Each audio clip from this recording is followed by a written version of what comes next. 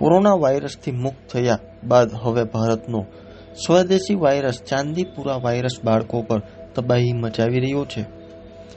ગુજરાતમાં ચાંદીપુરા વાયરસના કારણે 6 બાળકોના મોત બાદ આ રોગને લઈને દેશભરમાં ખળભળાટ મચી ગયો છે.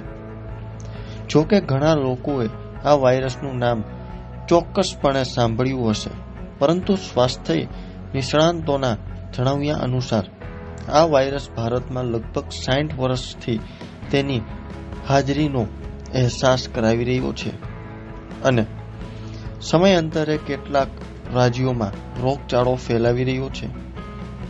ચાંદીપુરા વાયરસ એ એક પ્રકારની માખી છે કે જેને સેન્ટફાઇલાઈ કહેવાય છે, જે ભેજવાળા વાતાવરણમાં જોવા મળે છે.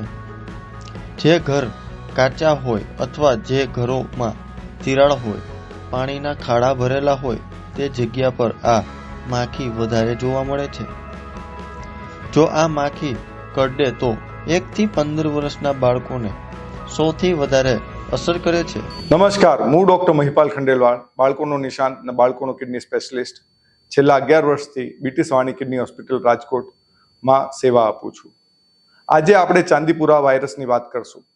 એ ચાંદીપુરા વાયરસ શું છે, એનું નામ કેવી રીતે આવ્યું? તો એ 1965માં એક નાગપુર ડિસ્ટ્રિક્ટના ગામ ચાંદીપુરામાં પહેલો કેસ નોંધાવવામાં આવ્યો હતો. એના પછી ગુજરાતમાં બી એ 2004, 2009, 2012માં એના કેસીસ નોંધાવવામાં આવ્યા.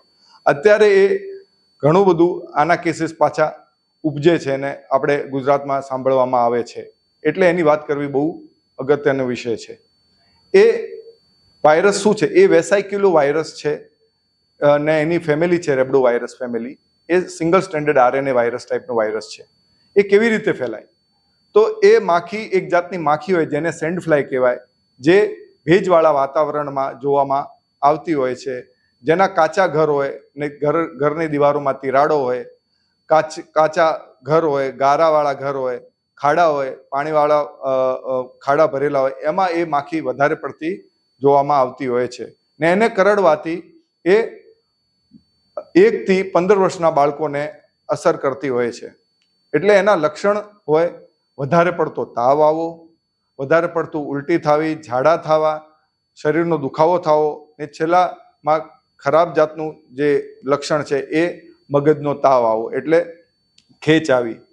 એને માટે આપણે શું કરી શકીએ? એને માટે આપણે પહેલાં તો ઘરની તિરાડો ભરવી જોઈએ.